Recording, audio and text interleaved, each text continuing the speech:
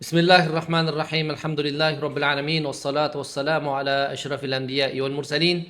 Seyyidina ve habibina Muhammed ve ala alihi ve ashabi ecma'in. Allah Ta'alaga çeksiz maqtolor. Jana Peygamberimiz Muhammed sallallahu aleyhi ve sellem'ga salavatlar aytабыз. Andan keyin Құдай buyursa acılık boyunca sabagыбыздын birinci sabagыбызды баштайбыз.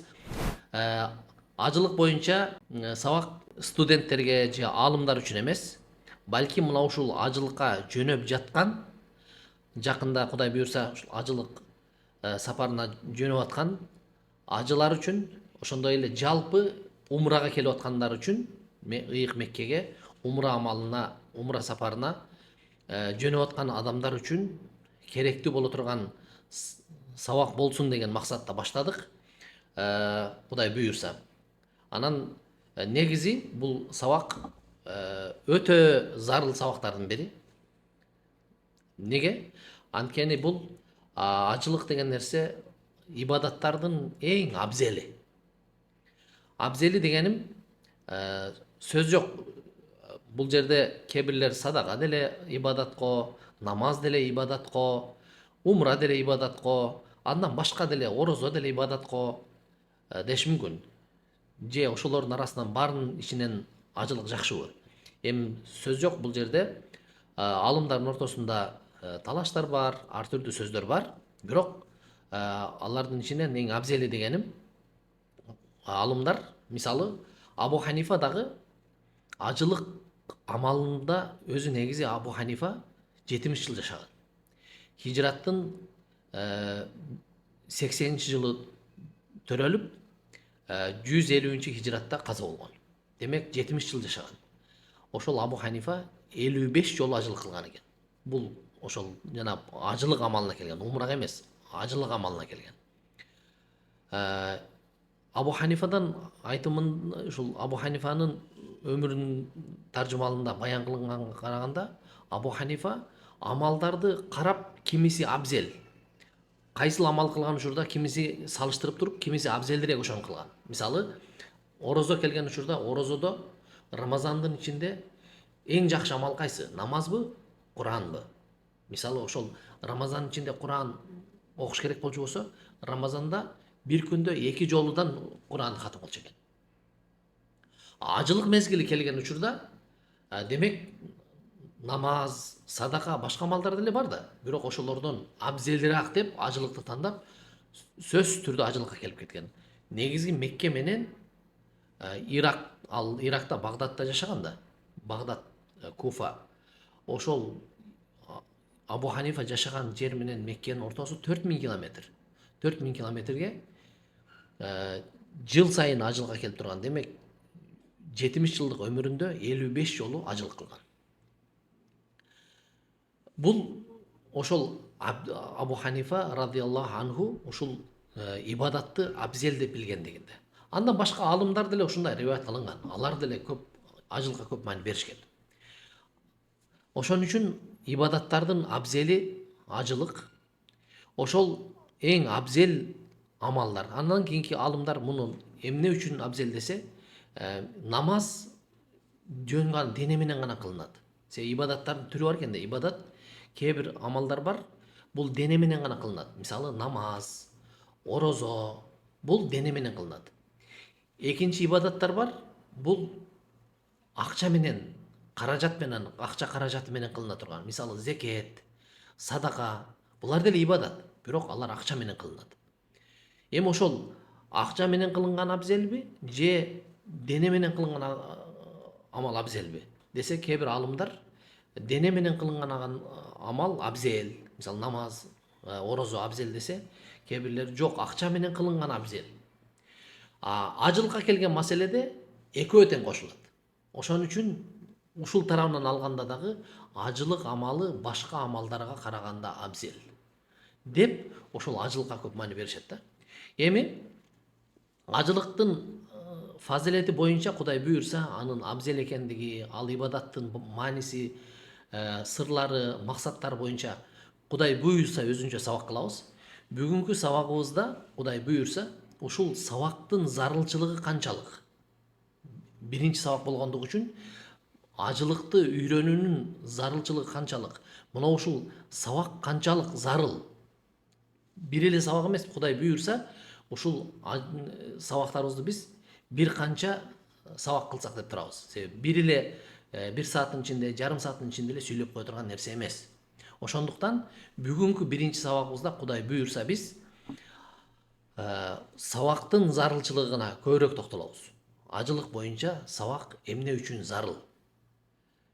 Кудайыма шүгүр, көп жылдан бери биз Меккеде окуп, ушул Меккеде жашап, анан Кыргызстан мусулмандар диний башкармасынын Меккедеги ажылыкты уюштуруу боюнча өкүлү болуп иштеп аткандыктан улам, келген ажыларды кээ бир учурларда ар бир ажыны кол менен келип тосуп алып, алардын жайгаштырып, ибадатта чогуу болуп, кайра узатканга чейин бирге болгондуктан ажылардын ажылык боюнча түшүнүгү канчалык, алардын ажылыкты, ибадатты канчалык деңгээлде билишет, кандай аткарып жатышат, ошону жакшы билебиз. Ошон үчүн мен могул ажылык боюнча сабак кылуу зарыл деп билем. Биринчиден, ошол ажылар билип келиш керек. Ажылыктын парыздарын кандай, өкүмдөрү, важиптери, сүннөттөрү, адептери, ажылыктын сырлары, алардын мааниси, ажылыкка келатканда кайсыл нерсеге маани бериш керек келаткан кишилер, ажылык учурда кайсыл нерсеге көбүрөөк басым жасаш керек, эгерде амалдардын ортосунда түшүнбөй калган учурларда кантип чечип кетиш керек, ажылыктын ичинде кээ бир мисалы штраф болуп кала турган жерлер бар, ошол штрафтарын да кандай кылыш керек болуп калат, кээ бир учурларда кокусунан келген кырдаалдар болуп калат, ошол мезгилдерде кандай чечиш керек, анан ажылыктан кийинки акыбалдар кандай болуш керек, ушулар жөнүндө Кудай буйрса сабак кылышыбыз керек. Анан айрыкча мен силерге айтып аткандай, көп жылдан бери аралашып жүргөндүктөн улам биз ажылардын акыбалын билип жүрөбүз. Кээ бир ажылар бул жерде жанагы кемчилигиңди, ооруну жашырсаң өлүм ашкере кылат дегендей, кемчилигибизди азыр айтып, ошол нерсени түздөп калбасак, эртең келгенден кийин же ажылык амалдар бүткөндөн кийин ушундай кемчилик болуп калды деген бул өтө кеч болуп калат, бир тыйын болуп калат. Ошон үчүн биз сабактын зарылчылыгыны азыр биринчи сабакта мен элдерге кайрылып айта турганым, ажылык боюнча сөзсүз түрдө үйрөнүп, билип, окуп, анан келиш керек да. Эң биринчи алына турган ажылыкта, эң биринчи кылына турган нерсе бул ушул ажылык боюнча окуп үйрөнүү. Аллах Таала Кур'ан-ы Керимде ушул Хадж сүрөсү, ажылык сүрөсү бар эмеспи? Ошол ажылык сүрөсүндө дагы Кур'анда айтат: "Ва либасут тaqwa залика хайр". "Ва тазавваду фа инна хайра зади тaqwa". "Ва тазавваду фа инна хайра зади ат-тaqwa". Силер азыктангыла. Бул эми айрыкча ажылыкка жөнөгөндөргө кайрылган аят. Ажылыкты парыз кылган аят эмес. Ажылыкка парызга жөнөгөн, ажылык амалдарын аткарууга жөнөгөндөргө кайрылуу бул. "Ва тазавваду", силер азыктангыла. "Фа инна хайра зади ат-тaqwa". Силер азыктангыла, азыктардын эң жакшысы бул такыбалык дейт. Такыбалыктын мааниси канчалык экендигин дагы кийинки сабактарыбызда айтабыз, Кудай буйрса. Ага чейин мына ушул демек ажылыкка даярданганда азыктануу канчалык зарыл, демек такыбалыктын жолдорун билүү. Мына ушул үчүн Кудай буйрса сабактарга катышуу зарыл деп билем. Сабактарды мындан ары калбастан катышыңыздар сабактарга, Кудай буйрса. Ошол онлайн сабактарыбызда ажы башчылар жеткиргендей, группаңыздарда кандай кабар жеткен болсо, ошондой катышып, убактысынан кеч калбастан катышыңыздар. Анан биз онлайн сабак кылып атканыбыздын максаты көпчүлүк ажылар сабак алууга мүмкүнчүлүгү жок. Мисалы айылдарда жашагандар, ажы башчылар сабак кылышат. Алар райондун борборуна чакырышат. Мисалы райондун борборуна келип сабак алгыла деп үйрөтөмүн деп чакырат. Бирок ага көпчүлүк келе албайт. Кээ бирлери машине унаа болбогондугу үчүн, кээ бирлери той топурдон бошой албайт, кээ бирлери тириликтен бошой албайт. Ошентип сабакка келе албайт дагы. Анан эч нерсе билбестен чала бучу канча мынча китептерден окугандарынча келе беришет. Ошон үчүн биздин бул сабагыбыз Кудай буйрса ошол ажы башчылар кылып аткан сабакка катыша албай аткан, муфтият тараптан болуп аткан сабактарга катыша албай аткандарга зор мүмкүнчүлүктөр билем, Кудай буйрса. Ошон үчүн мына онлайн сабактарга катышыңыздар. Кудай буйрса биз сабагыбызда мына ушул ажылыктын маанилерин бардыгын, негизгиси китепти кайсыл китептен окуйбуз деген суроо болушу мүмкүн. Ошол китептердин ичине келгенде китепти бир китепке такталган жокпуз, токтолгон жокпуз. Ажылык боюнча жазылган китептер көп. Мисалы өзүбүздүн мазхаб Ханафи мазхабта кичинекей матын китептер болсун, аны шарх кылган китептер болсун, мисалы Кудуриде, Нурул Идахта, башкада же болбосо алардын шархтарында, Любабта болсун, Радул Мухтарда болсун, башка китептерде болсун, ажылык бөлүмүндө сабактар өткөн.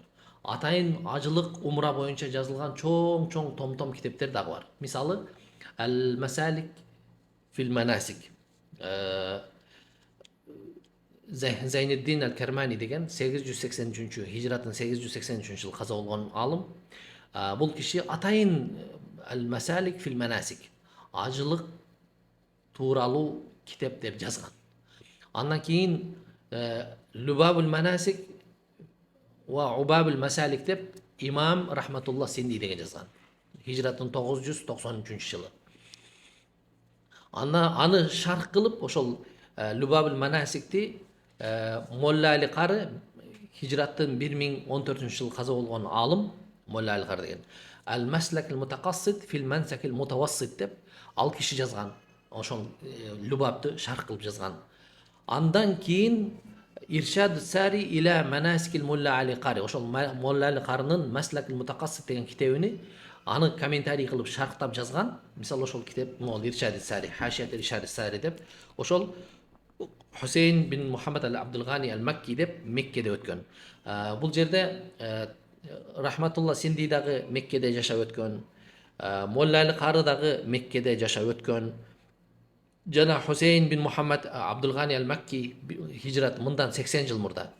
Хижраттын 1366 жыл каза болгон. Ал киши да Меккеде жашап өткөн.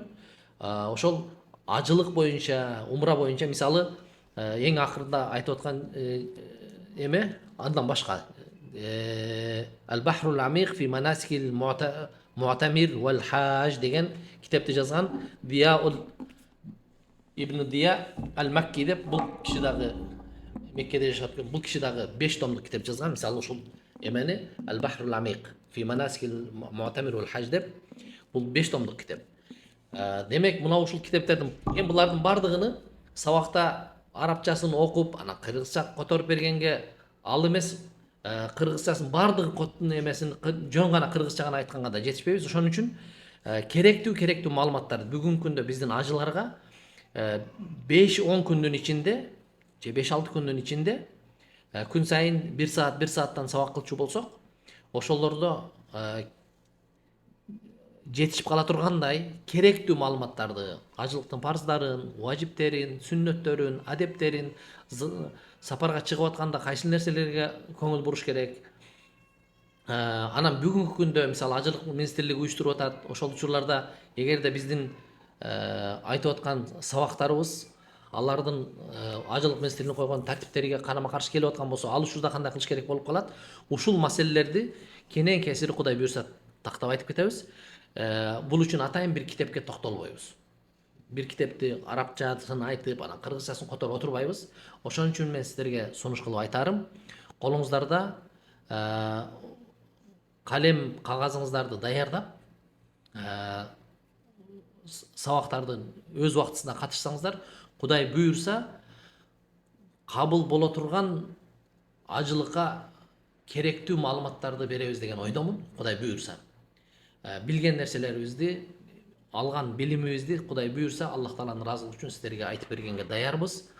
Анын үстүнө кошумча биздин сабагыбыздын кошумча артыкчылыгы ошол көп жылдан бери элдерде кайсыл маселелерде кемчилик бар, кайсыл маселелерде көңүл бурулбай калып атат, ушуларды дагы кошуп теория менен практиканы бириктирип туруп айтып беребиз Кудай буйрса.